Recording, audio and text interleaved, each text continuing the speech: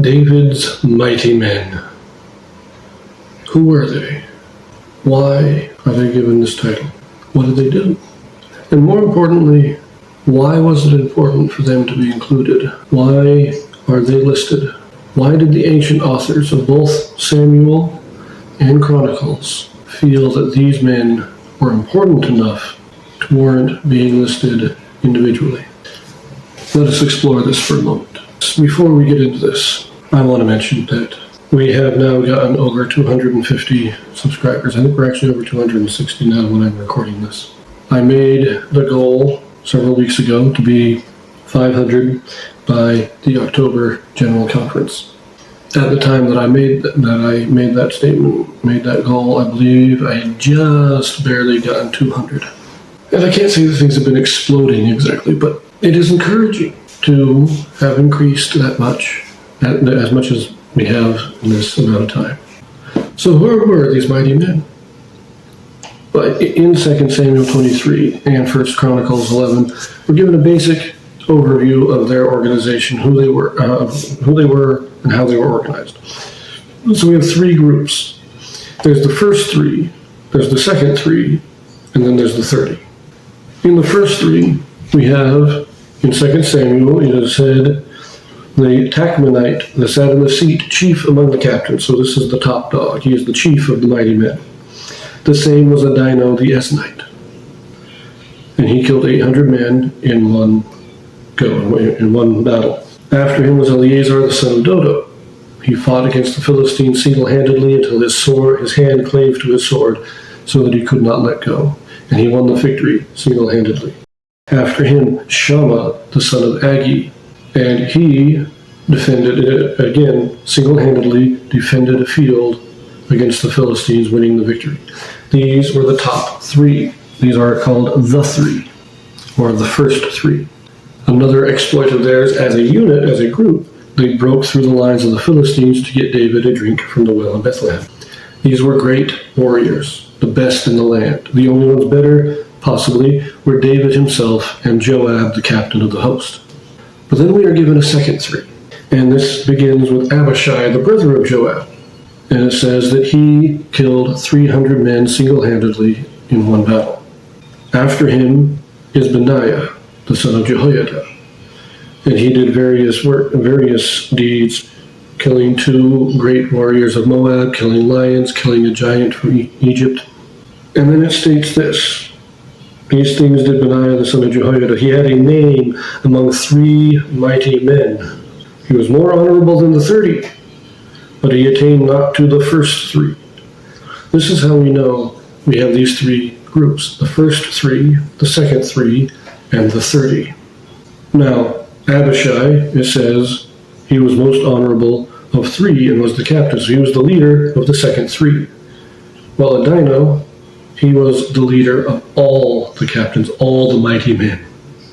Now also note that it calls them all the chief. It calls them, he was the chief of the captains, meaning the mighty men were the military commanders. Now, in 1 Chronicles, it also gives us these sets of 3, 2 sets of 3.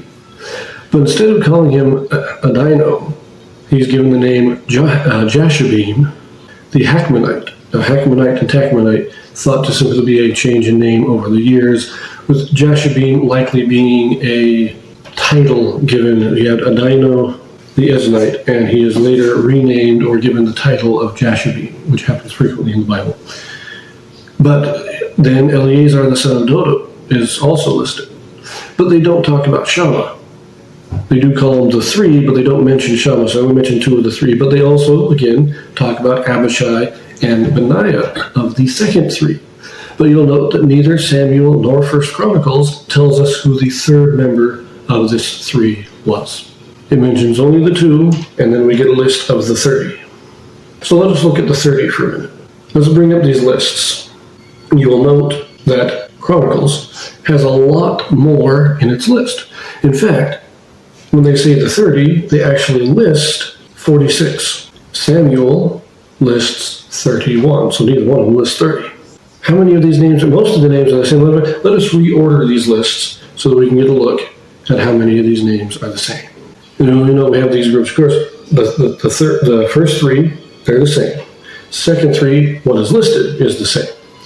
In the 30, we have 21 names that are the same, or at least close enough to being the same, that we can say with fairly strong confidence that they're the same person, such as we have, of course, Abiezer in Samuel is not hyphenated, but it is in Chronicles. A little bit more iffy, you might say, is Abi, Albon, and Abiel, but they're both Arbathite, so probably the same person. Again, we can say that with fair confidence. That's 21 names. Then there are 4 names that we are pretty sure they're the same, although we can't be positive. So, for instance, there is Sibbecai in Chronicles, which we are pretty sure is the same as Mabunei in Samuel, because they are both the Hushathite. Likely the same person. Not guaranteed, but likely. Eliphalet and Eliphel. This one's not quite, the names are similar enough, but they are said to be the sons of different men. One's the son of Ur, one's the son of Hasbai. So again, there's a little, we're not quite sure on these ones. Now I list these next two separately. We have Jonathan and Shammah in Samuel. And we'll get back to that later. But then we have these that are not the same. There are 4 in Samuel that are not in Chronicles. No matter how you work it out, you can't make them fit. But there are 20 in Chronicles that are not in Samuel. Why this disparity? Well, I have my theory on this. But let us consider this. Let's just look at Samuel for a second. It says they have 3, and they have 30. And yet they list 31. They even state in the last verse of 2 Samuel chapter 23, verse 39, says 30 and 7 in all. Because if you add the 3 and the 3 and then 31, you get 37. This is my theory, first of all, that the third member of the second 3 was Asahel. He's listed as the first of the 30. I think he was one of the 3.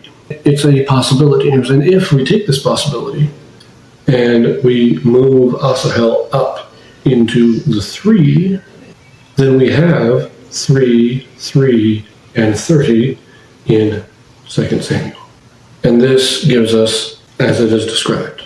Now, this still has the confusion of names, and we still have all these extra guys in Chronicles that are not in Samuel. But the reason for that could be that the 30 were originally formed when David was on the run from Saul. These were men that were with him from the beginning. But they became his special forces. They were his elite force, his bodyguard. And when one died, he needed to be replaced. And so in 2 Samuel, we're given a list of the original 30. And in 1 Chronicles, we are given a list of everyone who served in that unit over the course of its existence. And that it existed for 45 to 50 years. Now we know, for instance, Asahel died early on in David's reign, so he needed to be replaced. Uriah was killed by David, he needed to be replaced. So we had deaths, maybe people got old and retired, and we had to bring new people in. I think that it always remained as 30. You had the 3, the 3, and the 30. These were the elite forces. And the extra names are just those who filled in the positions as they came vacant. That's just my theory. But let us return to these 2 names that I have said was a little confusing. We got in Samuel, Jonathan. It's actually stated as of the sons of Jashen, Jonathan.